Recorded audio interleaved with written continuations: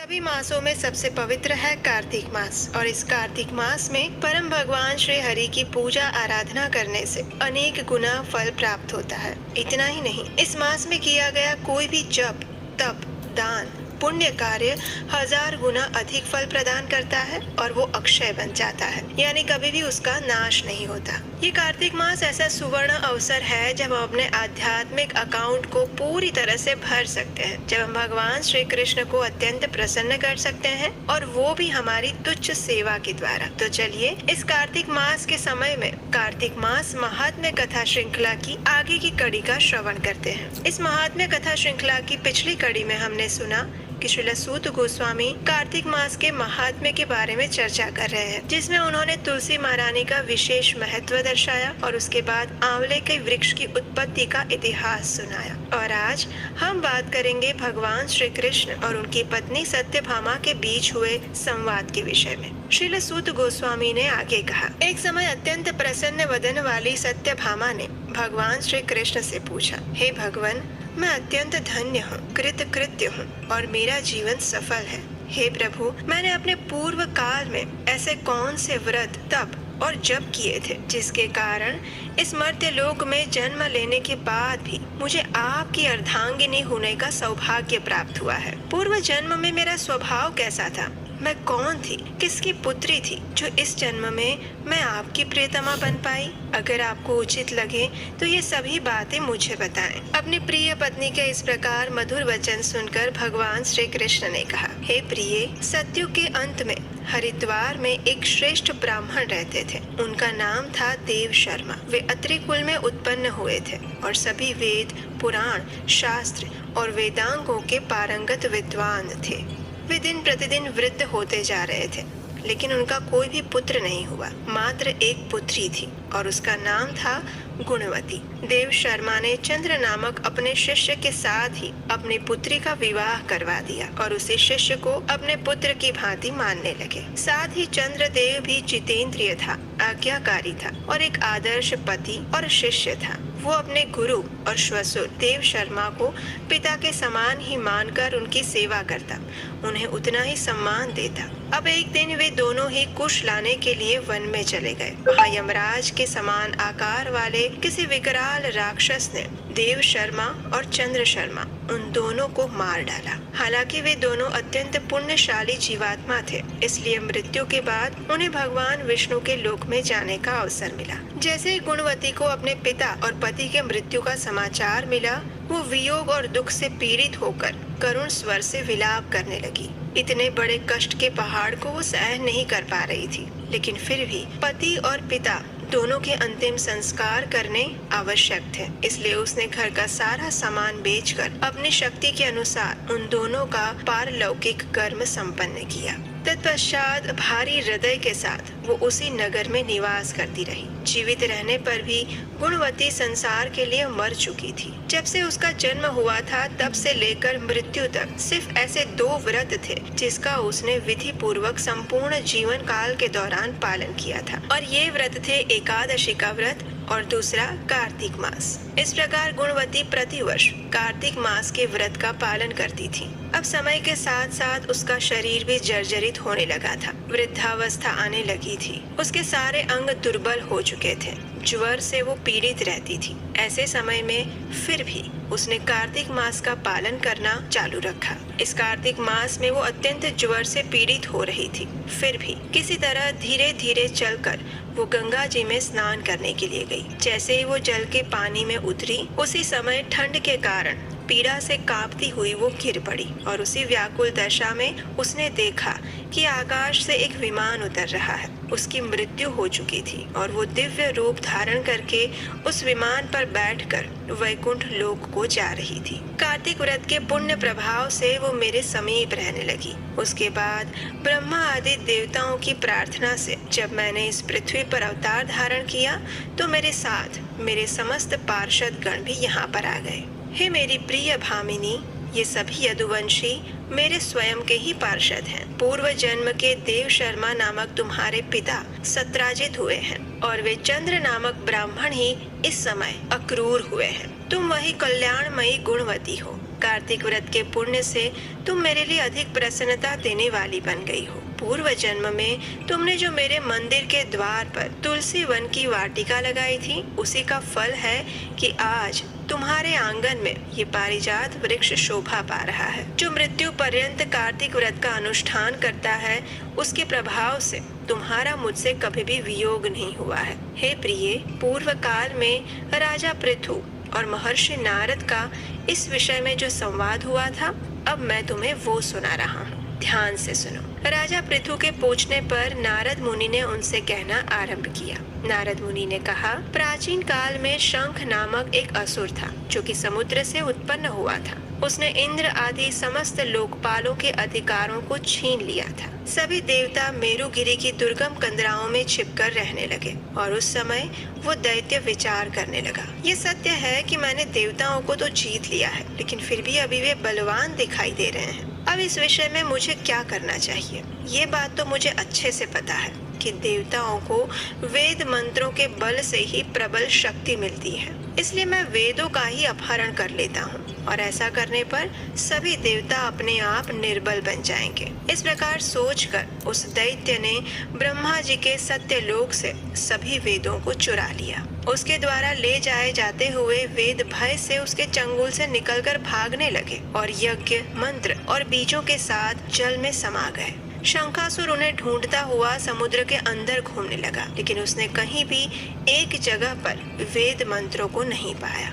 इधर देवताओं ने भगवान विष्णु के पास जाकर उनकी स्तुति की और तब भगवान जागे और इस प्रकार कहने लगे, हे देवताओं, मैं आप सभी के गीत, वाद्य, स्तुति आदि से प्रसन्न होकर तुम्हें वरदान देने के लिए उपस्थित हुआ हूँ। आप सभी ने कार्तिक शुक्ल पक्ष की एकादशी को मुझे जगाया है, इसलिए ये तिथि मेरे लिए अत्यंत प्रीति प्रदायक मानी गई है। शंखासुर के द्वारा हरे गए संपूर्ण वेद जल में स्थित हैं। मैं सागर पुत्र शंख का वध करके उन वेदों को अभी लेकर आऊंगा। इस कार्तिक मास में जो भी श्रेष्ठ मनुष्य प्रातः का स्नान करते हैं, वे सभी यज्ञ के अवभृत स्नान द्वारा नहा लेते हैं। आज से मैं भी कार्तिक के मास में जल के अंदर निवास करूंगा, इसलिए आप सभी देवता भी मुनीश्वरों के साथ मेरे साथ जल में आए। इस प्रकार कहकर भगवान ने मत्स्य का रूप धारण किया और फिर वे आकाश से जल में गिरे। शंखासुर का उन्होंने वध कर दिया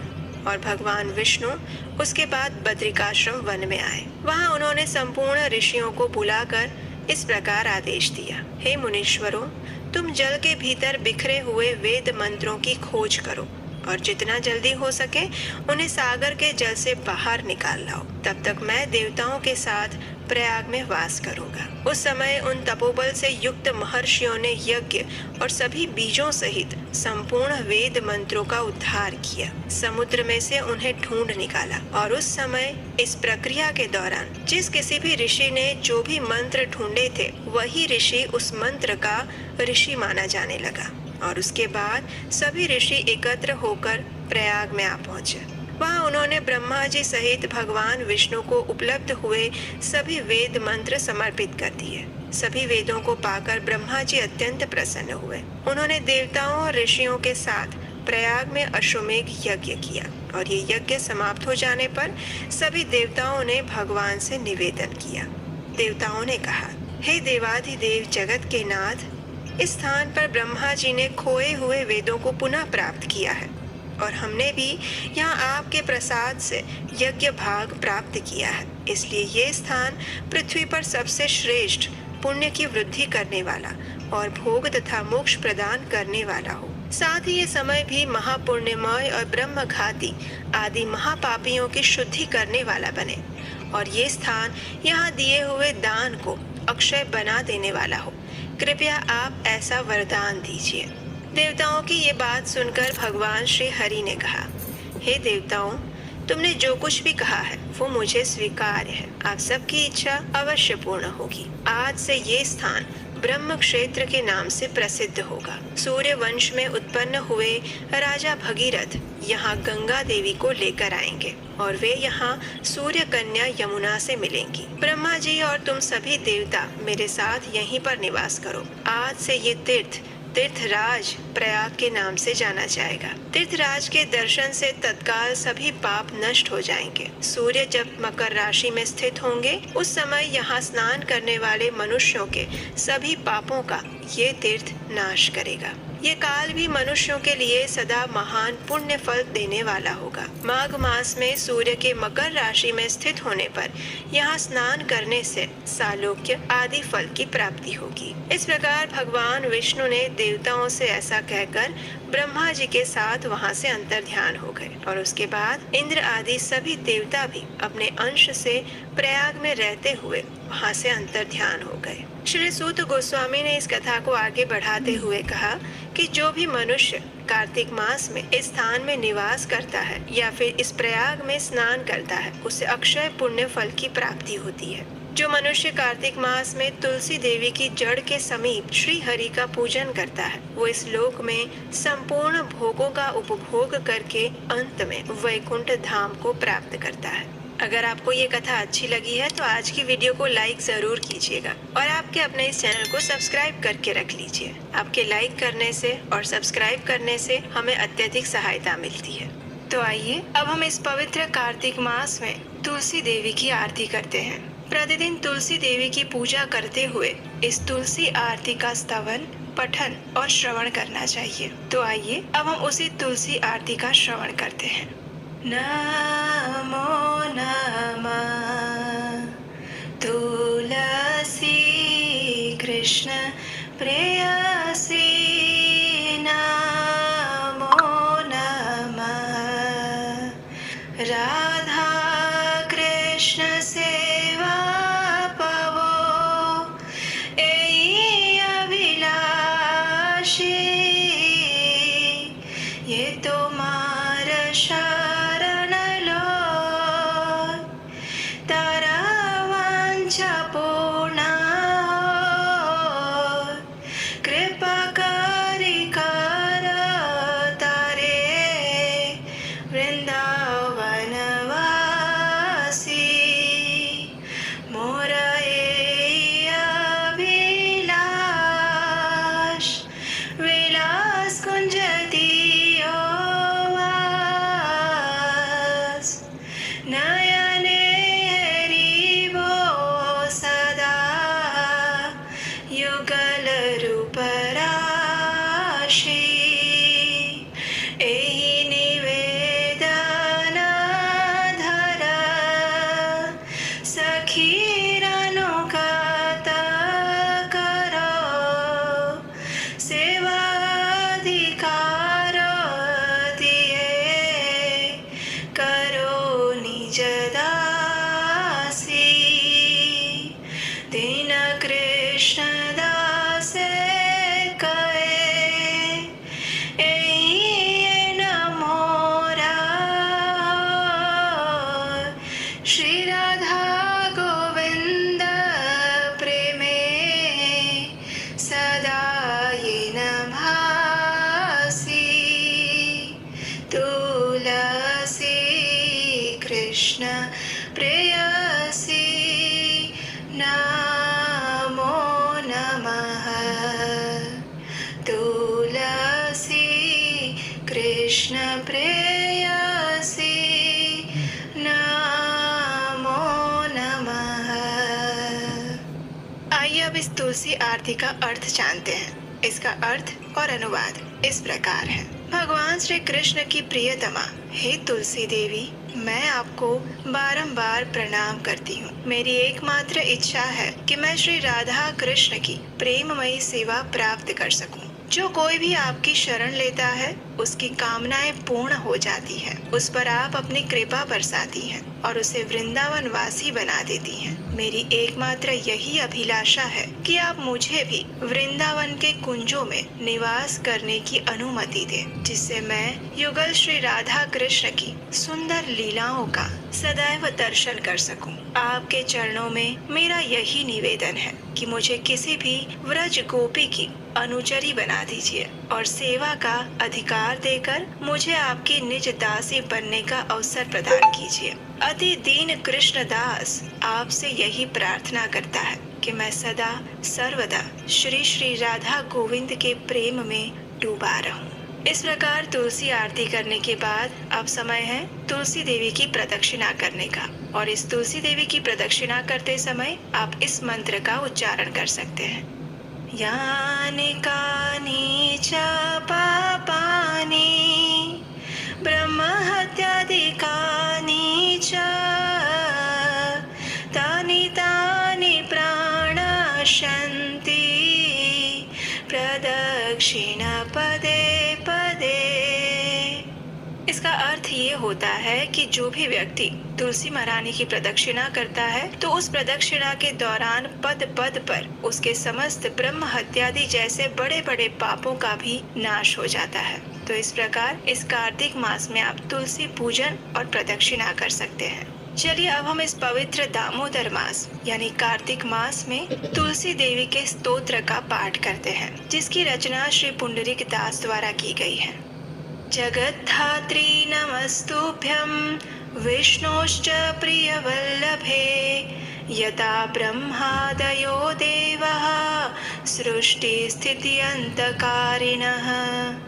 नमस्तुलसी कल्याणी नमो विष्णु प्रिये शुभे नमो मोक्षप्रदे देवी नमः सम्पत्प्रदायिके। तुलसी पातु मां नित्यं सर्वापदभ्योऽपि सर्वदा कीर्तितापि स्मृता वापि पवित्रति मानवम्। नमामि शिरसा देवीं तुलसीं विलसत्तनुं यां दृष्ट्वा पापिनो मर्त्या मुच्यन्ते सर्वकिल्बिषात्। तुलस्या रक्षितं सर्व जगत्ते तुच्चराचरं या विनिहन्ति पापानि दृष्ट्वा वा पापिभिर्नरैः।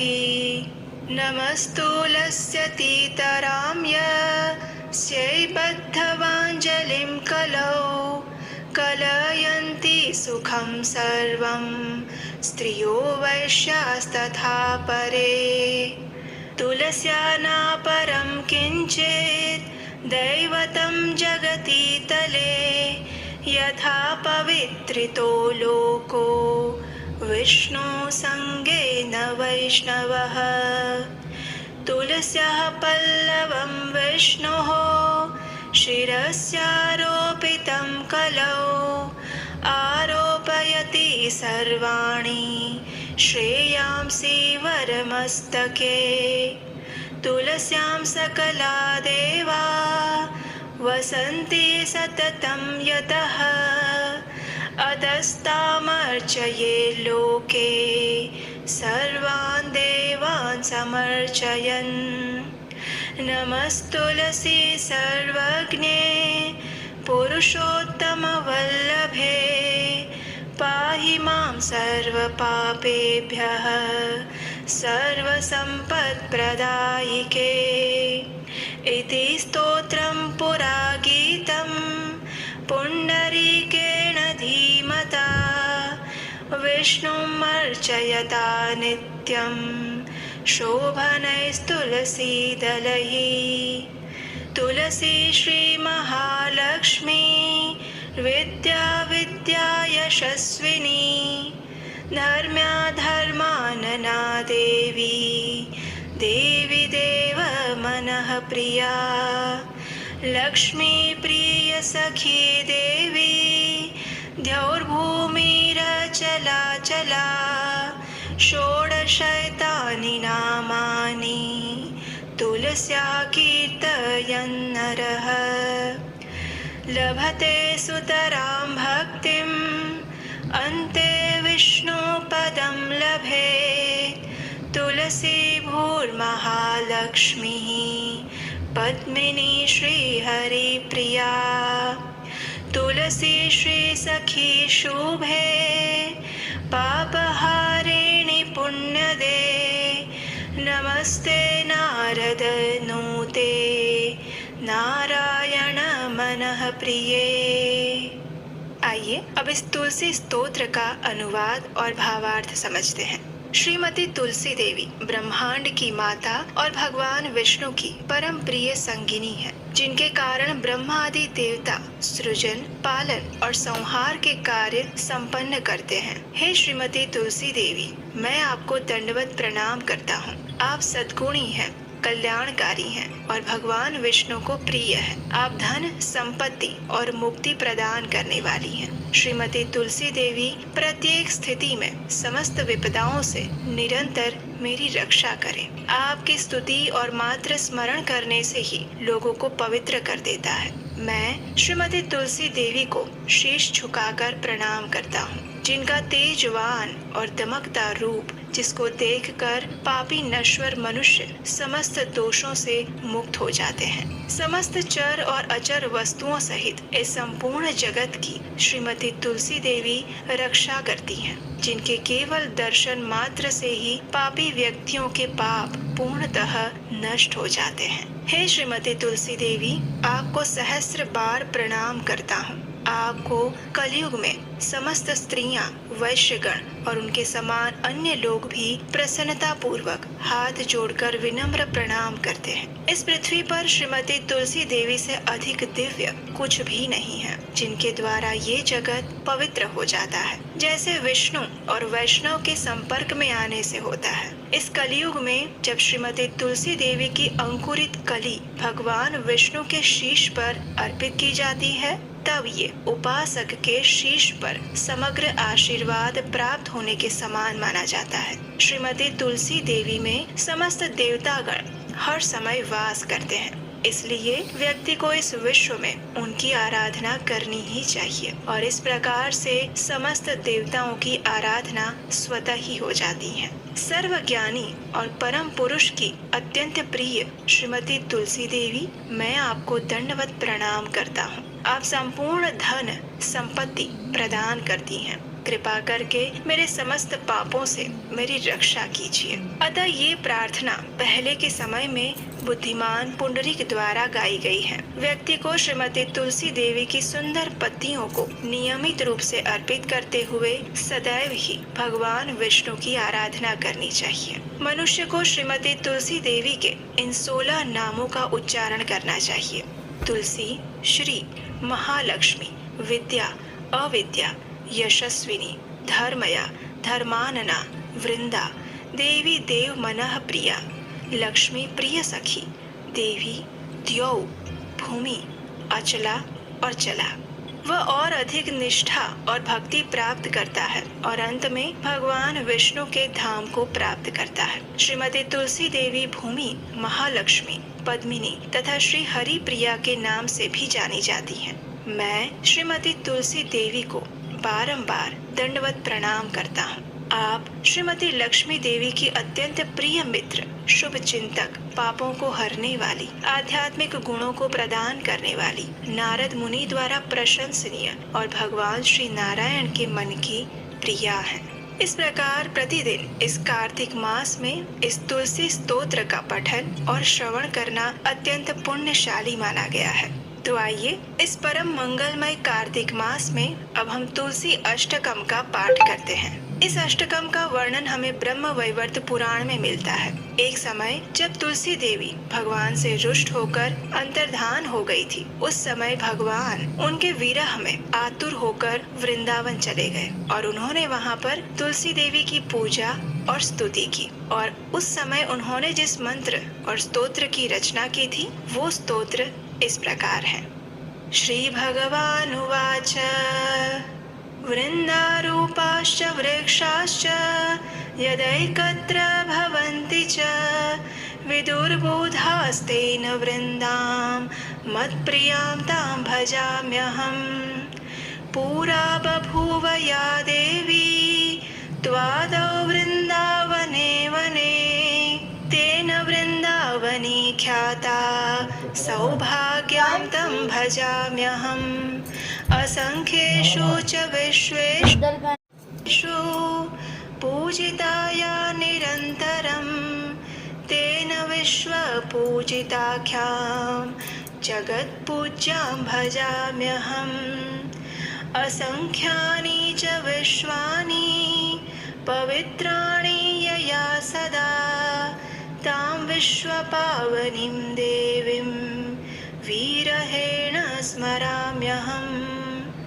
देवान् तुष्टाः पुष्पाणां समूहेन यया विना तां पुष्पसारां शुद्धां च द्रष्टुमिच्छामि शोकतः। विश्वे यत्प्राप्तिमात्रेण भक्तानन्दो भवेत् ध्रुवम्। नन्दिनी तेन विख्याता सा प्रीता भवताद्धि मे। यस्या देव्यास्तुला नास्ति विश्वेषु निखिलेषु च तुलसी तेन विख्यातां यामि शरणं प्रियाम्। कृष्णजीवनरूपाया शश्वत्प्रियतमा सती तेन कृष्णजीवनीति मम रक्षतु जीवनम्। मम रक्षतु जीवनम्। आइए अब हम इस तुलसी अष्टकम का अर्थ जानते हैं। श्री भगवान ने कहा, जब वृंदा रूप वृक्ष एकत्र होते हैं तब वृक्ष समुदाय अथवा वन को बूढ़जन वृंदा कहते हैं। ऐसी वृंदा नाम से प्रसिद्ध अपनी प्रिया तुलसी की मैं उपासना करता हूँ, जो देवी प्राचीन काल में वृंदावन में प्रकट हुई थी, अतएव जिसे वृंदावनी कहते हैं। उस सौभाग्यवती देवी की मैं उपासना करता हूँ, जो असंख्य वृक्षों में निरंतर पूजा प्राप्त करती हैं। अतः जिनका नाम विश्व पूजिता पड़ा है, उस जगत पूज्या देवी की मैं उपासना करता हूँ। हे देवी, जिसने सदा अनंत विश्वों को पवित्र किया है, उस विश्व पावनी देवी का मैं विरह से आतुर होकर स्मरण करता हूँ, जिसके बिना अन्य पुष्प समूहों के अर्पण करने पर देवता प्रसन्न नहीं होते। ऐसी पुष्प सारा, पुष्पों में सार भूता शुद्ध स्वरूपिणी तुलसी देवी का मैं शोक से व्याकुल होकर दर्शन करना चाहता हूँ। संसार में जिसकी प्राप्ति मात्र से भक्त परम आनंदित हो जाता है, इसलिए नंदिनी नाम से जिसकी प्रसिद्धि है, वे भगवती तुलसी देवी अब मुझ पर प्रसन्न हो जाए। जिस देवी की अखिल विश्व में कहीं तुलना नहीं है, अतएव जो तुलसी कहलाती है, उस अपनी प्रिया की मैं शरण ग्रहण कर रहा हूँ। वह साध्वी तुलसी वृंदा रूप से भगवान श्री कृष्ण की जीवन स्वरूपा है और उनकी सदा प्रियतमा होने से कृष्ण जीवनी नाम से विख्यात है। वो देवी तुलसी मेरे जीवन की रक्षा करे। इस अष्टकम की रचना स्वयं भगवान श्री कृष्ण द्वारा की गई है, तो इससे हम समझ सकते हैं कि ये कितना पुण्य प्रदायक और मंगलकारी है। और इस कार्तिक मास में इसका प्रतिदिन पठन या श्रवण करने से मनुष्य के पूर्व जन्मों के सभी पाप तो नष्ट हो ही जाते हैं, लेकिन उसे वृंदा देवी की विशेष कृपा प्राप्त होती है। और कहा जाता है कि भगवान के धाम यानी गोलोक वृंदावन में यदि प्रवेश करना है तो श्रीमती तुलसी देवी की आज्ञा के बिना वो संभव नहीं हो सकता। इसलिए श्रीमती तुलसी देवी की कृपा प्राप्त करने के लिए इस कार्तिक मास में प्रतिदिन इस अष्टकम पाठ का श्रवण या पठन करना चाहिए। हरे कृष्ण।